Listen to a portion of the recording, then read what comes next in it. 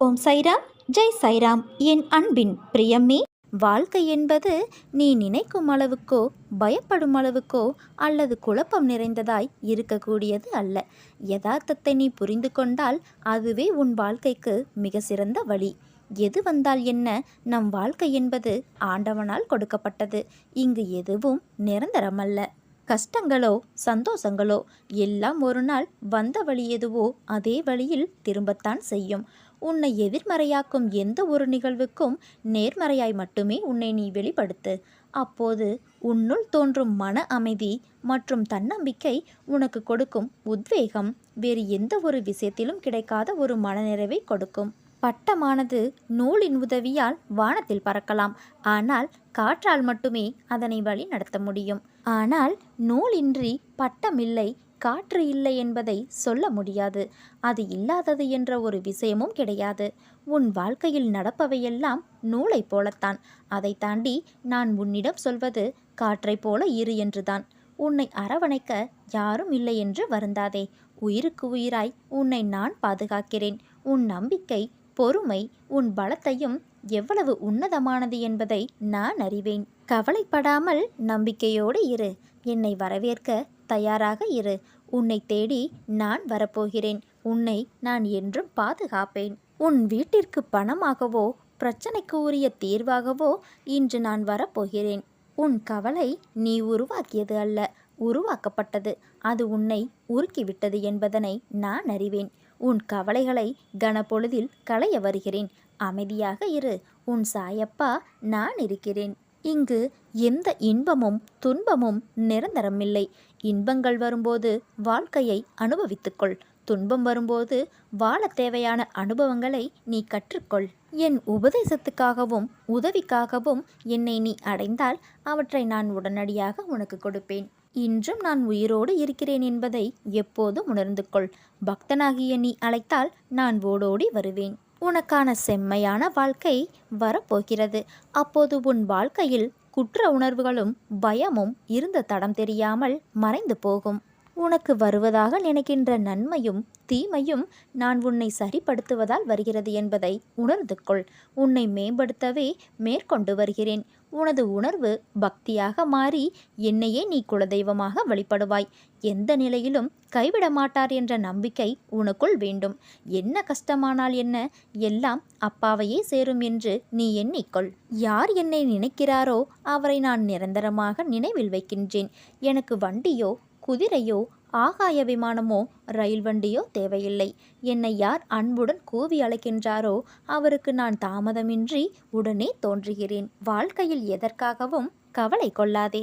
உனக்கு வரவேண்டிய கடன், பணம், பதவி உயர்வு, திருமணம், குழந்தை பாக்கியம், வேலைவாய்ப்பு அனைத்தும் உனக்கு கூடிய விரைவில் நான் உனக்கு தரப்போகிறேன். என்னை நீ முழுவதுமாக நம்பு. உன் மனது உடையும் நிலை வந்தாலும் ஒருபோதும் கலங்காதே. உன்னோடு நான் இருக்கிறேன். உன் நம்பிக்கையும் தைரியமுமாக என்றும் உனக்கு நான் துணை நிற்பேன். இன்னும் உன் நிலை இறங்கினாலும் சாய் இருக்கிறார் என்று இருக்கிறாயே, உன்னை நான் எப்படி கைவிடுவேன்? நீ பார்த்து கொண்டே இரு. உனக்கு கஷ்டங்களை உருவாக்கியவர்கள் கண் பார்க்க உன்னை கோபுரத்தின் உச்சியில் அமர வைக்கப் போகின்றேன். இன்றுடன் உன் துன்பங்கள் அனைத்தும் நீங்கி நாளை முதல் ஆனந்த வாழ்வை நீ எதிர்கொள்வாய். நான் நினைத்தால் ஒரு நொடியில் ஏழையை பணக்காரனாக மாற்றிவிடுவேன். பிரம்மா எழுதியதை கூட மாற்ற வல்லமை வாய்ந்தவன் நான். இழந்ததை நினைத்து ஒருபோதும் வருந்தாதே. என் மீது முழு நம்பிக்கை இருக்கும்போது நீ எதை இழந்தாலும் அது வேறொரு வடிவில் உன்னை வந்து சேரும். நீ விரும்பியதை தர உன் வீட்டிற்கே வந்துவிட்டேன். மனதிற்குள் அழுது கொண்டிருக்கும் உன்னிடம் பேசவே நான் வந்துள்ளேன். நான் சத்திய தேவன், பொய் சொல்ல மாட்டேன். முழுமையான சரணாகதியடைந்து நீ கரம் குவித்தால் ஓடி வரும் நாராயணன் நான். உன் விதியை அவ்வப்போது மாற்றிக்கொண்டிருக்கும் கலியுக பிரம்மாவும் நானே. உனது இன்னல்களை அளிக்கும் ஈசனும் நானே. கோபத்தின் போது வெளிப்படும் அக்னியும் துக்கத்தின் போது வெளியாகும் கங்கையும் நானே. உன் நாசியில் வெளிவரும் வாயுவும் நானே. எங்கும் எதிலும் உனக்காக உன் சார்பில் இருக்கும் அன்பு தந்தை நான்.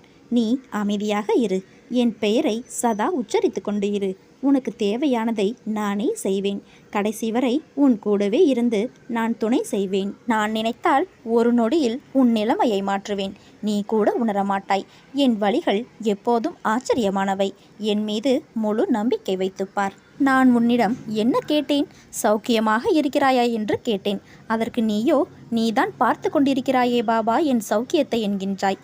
எனக்கு மட்டும் ஏன் இந்த கஷ்டம்? பலவித பிரச்சனைகள் சூழ்ந்து கொள்ள இரவு முழுவதும் அழுது புலம்புகிறேனே. எத்தனை காலம்தான் இந்த துன்பமும் துயரமும்? இதற்கு விடிவே இல்லையா என்று ஆதங்கத்தோடு என்னை கடிந்து கொள்கிறாய். சில சமயங்களில் தற்கொலை செய்து கொள்ளலாமா எனவும் நினைக்கின்றாய். உன் மனவேதனைகள் ஒன்று சேர்ந்து உனக்கு சோர்வை தருகின்றது. உன் முகம் வாட்டமாகி விடுகிறது. உன் குறைகளை அடுத்தவரிடம் சொல்ல நினைக்கின்றாய். சொல்ல முடியாது தவிக்கின்றாய். சில சமயம் சொல்லியும் புலம்புகின்றாய். உதவிக்கு யாரும் இல்லை, புரிந்து கொள்வார் யாரும் இல்லை என்று ஆதங்கப்படுகிறாய். உதவிக்கும் புரிந்து கொள்வதற்கும் உன் சாயப்பா நான் இருக்கிறேன். ஒன்றை நினைவில் வைத்துக்கொள். தாங்க முடியாத கஷ்டத்தை என் குழந்தைகளுக்கு நான் ஒருபோதும் தருவதே இல்லை. தன் மகன் கண்ணீரும் கம்பளையுமாக நிற்கும்போது, தன் மகன் நிர்கதியாய் அழும்போது எந்த தந்தையாவது மகிழ்வானா? உன்னோடு உன்னில் நானும் அழுகின்றேன். தைரியமாக போ. எதையும் தாங்கிப்பார். வாழ்ந்து விடலாம். இந்த சாயி உன் பின்னாலும் உனக்கு முன்னாலும் பக்கவாட்டிலும் சூழ்ந்து கொண்டு உடன் வருகிறான் என்பதை நினைவில் கொண்டு என் பெயரை உச்சரித்து வா. அனைத்தும் உனக்கு சுபமாக முடியும். நீ அதிகமாய் கவலைப்பட்டு கொண்டிருக்கும் விஷயத்தில் விரைவில் தீர்வு கிடைக்கப் போகின்றது. உன் வாழ்க்கையில் நீ சிந்திய அத்தனை கண்ணீருக்கும் உன் அப்பா நான் கொடுக்கும் சீதனமாய் உனக்கான எல்லா அம்சங்களும் நிறைந்த எதிர்காலம் காத்து கொண்டிருக்கின்றது. உன்னையும் உன் வாழ்க்கையும் நிறைவுடையதாய் நான் ஆக்குவேன். எல்லாம் கூடிய விரைவில் முடிவரும். அதுவரை உன் சாயப்பாவின் மேல் நம்பிக்கை வைத்து சற்று பொறுமையாக இரு. உனக்கான நற்பலன் நிச்சயம் உன்னை வந்து சேரும். அடுத்தவர்களின் செயல்களை பற்றி நீ சிந்திக்கும்போது, பிறரது செயல்களால் பாதிக்கப்பட்டு நீ கவலைப்பட்டு கண்ணீர் விடும்போதும் எனது மனம் மிகவும் வேதனைப்படுகிறது என்பதை நீ அறிவாயா? எனக்கு நீதான் முக்கியம். ஆகவே பிறரை விட உன்னிடமே நான் வலிய வந்து வந்து உன்னோடு நான் இருப்பதை பலமுறை ஊர்ஜிதப்படுத்தி இருக்கின்றேன். ஒருவரை பற்றி நினைக்கும் போது இவர் எதற்கெடுத்தாலும் தான் தான் என்பது போல பேசுகிறார், நடந்து கொள்கிறார், அகந்தையோடு இருக்கிறார். இவரால் என் மனதிற்கு நிம்மதியே இல்லாமல் போய்விட்டது என்ற எண்ணம் உன் மனதில் தோன்றுகிறது. அந்த அளவுக்கு அவர் உனது உணர்வுகளை அடக்கி வாய் சொற்களால் உன்னுடைய மனதை நோக செய்து கொடுமைப்படுத்தி இருக்கின்றார். குழந்தையே, அகந்தை என்றுமே நீடிக்காது. அது ஒரு எல்லையில் முற்று பெறும். அப்போது அனைவரும் வருந்துவர். வாயை திறக்க முடியாதபடி தொண்டையில் நான் கை வைப்பேன். உன் அழுகுரலுக்கு சமமான வருத்தத்தை அவருக்கு நான் தருவேன். அதுவரை பொறுமையோடு சகித்து கொண்டிரு. நான் உன்னோடு தான் இருக்கிறேன். உன்னை சுற்றி இருப்பவர்கள் திடீரென தாழும் போதும் வீழும் போதும் அழும்போதும் அது அவர்கள் கர்மாவினால் வந்தது என்பதை உணர்ந்து அமைதியாக இரு. அதை பார்த்து நீ பயந்து விடாதே. நான் எதுவரை உனது அசைக்க முடியாத நம்பிக்கையாக இருக்கின்றேனோ அதுவரை உனக்கு எந்த தீங்கும் வராது. கர்மங்களை குறைத்து கொள்ள வழி அதை தைரியமாக அனுபவிப்பதே ஆகும். என்னுடைய லீலைகளின் ஆழத்தில் ஒருவன் முழுகுவானால் அவன் ஞானம் என்னும் விலை மதிப்பில்லாத முத்துக்களை நிச்சயமாக எடுப்பான். பாபாவை நேருக்கு நேராக தரிசனம் செய்தவர் சிலர், காட்சியாக தரிசனம் பெற்றவர் பலர், வேறு உருவத்திலும் மாறு வேடத்திலும் அற்புத தரிசனம் பெற்றவர் அநேகர். நம்பிக்கை இல்லாதவர்களுக்கு அவர் தெரிவதில்லை. நம்பிக்கை உள்ளவர்களுக்கு அவர் எங்கிருந்தாலும் தரிசனம் தருவார். மக்களுடைய மனசாய்வு எப்படியோ அப்படியே நேரடி அனுபவம் ஏற்படுகிறது. உயிர் வாழ்தல் என்பது ஒரு வகை வரம். அது ஒரு உன்னத தவமாகும். தவ நிலையில் நடிக்கும் தான் தோன்றிகள் தாம் தலையில் தாமே மண்ணள்ளி போட்டுக் கொள்வதைக் கண்டு கலங்கி நிற்கிறேன். உன் செயலால் தான் நானே பக்கிரியாக உலவுகிறேன். பரம்பொருளே பரதேசியாய் திரிகையில் நீ ஏன் பட்டு வாழ்க்கைக்கு ஆசைப்பட்டு தறிக்கெட்டு போகிறாய்? நீ இறக்கும் பொழுது கரம் பிடித்த மனைவியோ, கட்டி அணைத்து கொஞ்சிய குழந்தைகளோ, உற்றார் பெற்றோர் ஏனைய உறவுகளோ ஏதும் முன்னோடு வருவது இல்லை. நீ செய்த புண்ணியங்கள், உன் அன்பான பாவனைகள், பல நூறு பேரை வாழ வைத்த பண்பான குணங்கள், வாடியவரை கண்டு உன் இலகிய மனது, இவையெல்லாம் உன்னோடு கூடவே வரும். அடுத்த பிறவியில் நீ இன்னும் தேர்ந்த பண்பாளனாய் சிறந்த மனிதனாய் பிறவியெடுத்து மீண்டும் என் பாதம் சரணடைவாய். முதலில் நீ இதை புரிந்து கொள்ள வேண்டும். உன் பாவ புண்ணியங்களுக்கு ஏற்ப உன் பிறப்பு காலச்சக்கரம் போல தொடர்ந்து கொண்டே இருக்கும். என் எண்ணமெல்லாம் உன்னையும் என் நிலைக்கு எடுத்து வருவதுதான். நீ எதற்காக இப்படி என்னை வருந்தும்படி ஆக்குகிறாய்? அதாவது நான் உனக்காக விரதமிருந்து வந்தேன். 3 வாரம், 6 வாரம், 9 வாரம், 12 வாரம், 18, 24 இப்படி இருந்து வந்த என்னை இதுவரை உனது கடைக்கண் திறந்து பார்த்து துயரத்தை போக்கவில்லை ஏன் என்று புலம்பிக் கொண்டே இருக்கிறாய். ஒன்று மட்டும் நிச்சயம் தெரிந்து கொள். ஓர் உயிர் ஜனனமாகும் நேரத்தில் அந்த உயிராகப்பட்டது முப்பிறவில் செய்த கர்ம வினைகளும் அந்த உயிரோடு கலந்துவிடும். காலத்தின் கட்டாயம் அது. நான் உன்னை விரதம் இருக்கச் சொல்லவில்லை. எனக்கு அதில் உடன்பாடும் இல்லை. 6 அறிவு படைத்த மானிடன் விரதத்தின் பெயரால் கடும் தவம் மேற்கொள்வதில் எனக்கு விருப்பமில்லை. எனக்காக உன்னை நீ வருத்தி கொள்ளாதே. உன்னுடைய தூய அன்பு ஒன்று மட்டுமே எனக்கு போதும். எந்த விதமான சம்பிரதாய பூஜைகளும் தேவையில்லை. உன் மனதை என்னிடம் ஒப்படைத்துவிடு. எனது நாமத்தை உச்சரிக்க தவறிவிடாதே. அனைத்தும் மாறப்போகிறது. நீ விரும்பிய வாழ்க்கையும் விரும்பிய நிரந்தர பணியையும் நிரந்தர வருமானத்தையும் நிரந்தரமான தொழிலையும் உனக்கு பிடித்தமான வாழ்க்கையையும் உன்னை கஷ்டங்களிலிருந்தும் துயரங்களிலிருந்தும் உன்னை விடுவித்து உனது கர்ம பலன்களின் வீரியத்தை முறியடித்து உன்னை உயர்ந்த நிலைக்கு கொண்டு வருவேன். அன்புடன் நீ என்னை அழைக்கும் போது நான் ஓடோடி வருவேன். உன்னை காண்பதற்கு அப்பா நான் இருக்கிறேன். என்னை சரணாகதியடைந்தால் நான் உன்னை பாதுகாப்பேன். பொறுமையாக இரு. அப்பா நான் இருக்கிறேன். யாரும் இந்த உலகத்தில் அனாதைகள் அல்ல. எல்லோருக்கும் எல்லாம் இருக்கிறது. மனிதனை யார் கைவிட்ட போதிலும் இந்த சாயப்பா கைவிட மாட்டேன். தாய் என்பவர் 10 மாதம் சுமந்து உனக்கு உயிர் கொடுத்து உன்னை தன்னை காட்டிலும் அதிகம் அன்பும் அக்கறையும் கொண்டு காக்கும் கருவறையில் உள்ள தெய்வம்.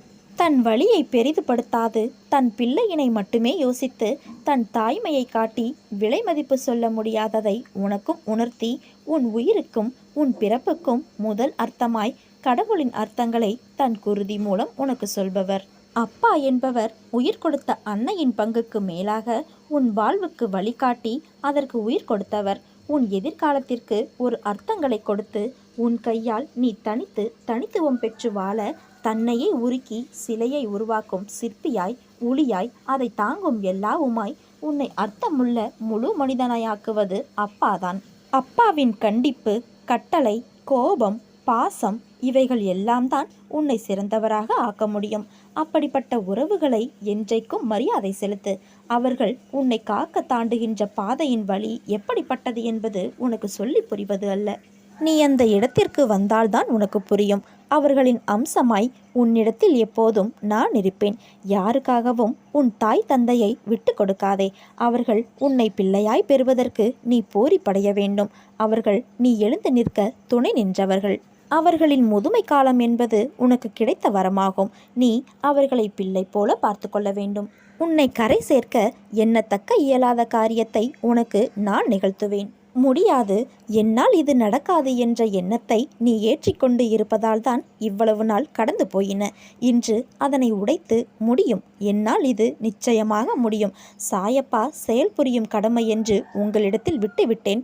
அதன் விளைவுகளை நீங்கள் பார்த்து கொள்ளுங்கள் என்று தீர்க்கமான எண்ணத்தை கொண்ட உன் மனதிற்கு உன்னை கோபுர உச்சியில் உட்கார வைக்கப் போகிறேன் என்றும் உனக்கான உலகமாய் உன் சாய்தேவா நான் இருப்பேன் என்றும் உனக்கு உறுதியளிக்கிறேன். உன் மனபாரத்திற்கு நீயே காரணம். அடுத்தவர்கள் மீது பழி போடாதே. முதலில் உன்னை நீ சரி செய். உனக்கு வெப்பமும் வெளிச்சமும் தந்தருளும் ஆதவனுக்கு நீ எப்போதாவது நன்றி தெரிவித்தது உண்டா? இருளடர்ந்த இரவுகளை ஒளியூட்டியதற்காக நட்சத்திரங்களுக்கு நன்றி பாராட்டியது உண்டா? நன்றி என்பது பழக்கமாக மாறிவிட வேண்டிய ஒன்று. அது கற்றுத்தேறும் பாடம் அல்ல. நன்றி கூற ஒருபோதும் மறவாதே. உன்னை தேடி வரும் சிறிதும் பெரிதுமான கருணைகளுக்கு நன்றி கூற ஒருபோதும் மறவாதே. நான் உன்னை தனியாக விட்டுவிட்டேன் என்று நீ நினைக்கிறாய். உனது பிரார்த்தனைகள் என் செவிகளுக்கு எட்டவில்லை என்று நீ நினைக்கிறாய். உனது இதயத்திலிருந்து வரும் ஒவ்வொரு அன்பான அழைப்பும் உனது நெஞ்சார்ந்த பிரார்த்தனைகளும் என் இதயத்தை வந்தடையவே செய்கின்றன. நீ கவலைப்படாதே. உன்னுடைய பாபா எப்பொழுதும் செவிமடுத்து கொண்டுதான் இருக்கின்றேன். இன்று நீ யாரை குறித்தாவது சிறிதேனும் எதிர்மறையான தரம் குறைந்த எண்ணத்தினை கொண்டாயா? நீ அப்படி செய்திருந்தாயெனில் நீ ஏற்கனவே சில தீய வினைகளை ஏற்படுத்திவிட்டாய். நீ தாழ்மையான சக்திகளை செலுத்தியவர்களிடம் உடனடியாக மன்னிப்பு கோரிவிடு. நினைவில் கொள், நீ எதை கொடுக்கிறாயோ அதனையே நீ திரும்ப பெறுவாய். ஒரு பந்து எந்த அளவு சக்தியுடன் பூமியில் விழுகின்றதோ அதைவிட வலிமையாக எழுந்து திரும்ப குதித்து வருகிறது. அதுபோன்றே உன்னை வாழ்க்கை இரக்கமற்று சில சமயம் கீழே தரையில் எறிந்து விடுகிறது. நீ எந்த வேகத்தில் கீழே விழுகின்றாயோ அதைவிட வேகமாக வலிமையாக சட்டென்று எழுந்து திரும்ப குதித்து வா. ஏனென்றால் உன் பின்னே நின்று உன்னை இயக்கும் உந்து விசை நானல்லவா? நீ ஆழ்ந்த துயரத்தில் இருக்கும் தருவாயில் முன்பு நிகழ்ந்த ஒரு மகிழ்ச்சியான சம்பவத்தை நினைவு கூர்ந்தால் உனது முகத்தில் புன்சிரிப்பு வர காரணம் கிட்டும். புன்னகை மிகவும் சக்தி வாய்ந்த ஆழ்ந்த ஆறுதலை அளிக்கக்கூடியது. புன்னகையின் தொற்று சக்தி உனக்குள்ளேயும் வெளியேயும் பரவக்கூடியது. இது எப்படி என்றால், கொழுந்துவிட்டு எரியும் காட்டுத்தீயானது கட்டுப்படுத்த முடியாத பலத்த சீரும் காற்றினால் மேலும் வேகமாக பரவுவதை போன்றது. நீ நேராக முன்னே பார். அங்கு உனக்கு ஒரு பாதை தெரிகிறதா? உனது பயணத்தில் நீ தொடர்ந்து முன்னேறி சென்று கொண்டு இருக்கையில் அந்த பாதை வழியாகத்தான் நீ பயணிக்க வேண்டும். ஜாக்கிரதையாக பார். அதில் இருக்கும் திட்டுகள், குண்டு குழிகள், பள்ளங்கள், அகழிகள் இவற்றை உற்று நோக்கி பார். நீ உன் குருவின் கைகளை பிடித்து கொள்ள மறந்துவிட்டாயா என்ன? இப்பொழுது நன்றாக கைகளை பிடித்துக்கொள். பிறகு பார், இருட்டானது எப்படி மறைகிறது என்று. கோபம் உன்னை எரித்துவிடும், சீரழித்துவிடும். கோபமானது ஒரு தீய அழிவை உண்டாக்கும் சக்தி. அது உன்னுள் இருக்கும் சைத்தானின் உருவத் தோற்றம். அதனை நீ உயிருடன் உன்னுள் வைத்திருந்தால் நம்பிக்கை, வெளிச்சம் போன்ற எல்லா நன்மைகளும் உன்னை விட்டு அகன்றுவிடும். நான் உன்னை குறித்து கவலையுடன் இருக்கிறேன். தயவு செய்து உன்னை மன்றாடி கேட்டுக்கொள்கிறேன். கோபத்தை இப்பொழுதே விட்டுவிடு. சில சமயங்களில் நீ கண்களை மூடிக்கொண்டு தியானத்தில் அமர்கையில் உன் இருதயத்தில் வீற்றிருக்கும் என்னை பார். என் அன்பின் சிரிப்பை பார். என் கண்கள் கருணையுடன் பொங்கி வழிவதை உணர்ந்து கொள். நீ மென்மையாக சுவாசிக்கையில் என்னிடமிருந்து சக்தி ஓட்டம் உனக்கும் பின்பு உன்னிடமிருந்து எனக்கும் வருவதை அனுபவித்துப்பார். அதன் பிறகு ஒருமை என்னும் இனிமையான சுவையுடன் கலந்துவிடு. என்னிடத்தில் ஏகமித்துவிடு. நான் உன்னை ஒரு பெரிய உயரத்திலிருந்து குதிக்கச் சொன்னால் நீ என் மீது வைத்திருக்கின்ற முழு நம்பிக்கையில் குதித்து விடுவீர்கள் என்று நம்புகிறேன். என் குழந்தையே, என்னை நீ முழுவதுமாக நம்பு. நீ செய்யும் கடின முயற்சிகளை என் அன்பான கரங்களால் தாங்கி உன்னை ஒளிமயமாக்குவேன். இடைவிடாது என் நாமத்தை ஸ்மரணம் செய்தலே ஒரு சபதமாகும், ஒரு தவமும் ஆகும். அது ஒருவித தொண்டும் ஆகும். சாயி சாயி என்ற மந்திரம் மத ரீதியாக சடங்குகள் செய்யப்பட்டு பூஜை விதிமுறைகளுடன் கொண்டாடப்படும் பொழுது அது பூர்த்தியாகின்றது. ஆனால் சாயி சாயி என்று ஜபிப்பதே ஒரு வகை ஆழமான தியானமாகும். எனவே சாய் நாமம் கலந்திராத ஒரு மூச்சினையேனும் தவற விட்டு விடாதீர்கள். நீ வாய் திறந்து பேசாவிட்டால் மற்றவருக்கு நீ சொல்ல நினைப்பது எப்படி புரியும்?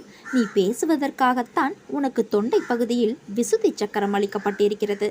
அதனால் மற்றவரிடம் நீ தொடர்பு கொள். நீ நினைப்பதை நன்றாக வெளிப்படுத்து.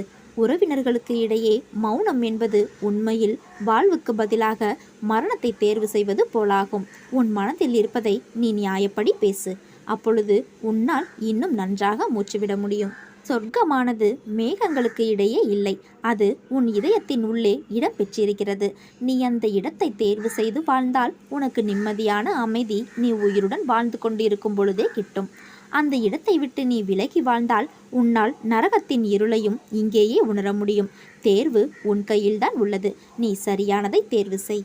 நீ நம்பிக்கையோடு இருந்தால் நல்லதே நடக்கும். சாயிருக்க பயமேன். ஓம் சாய்ராம். ஜெய் சாய்ராம்.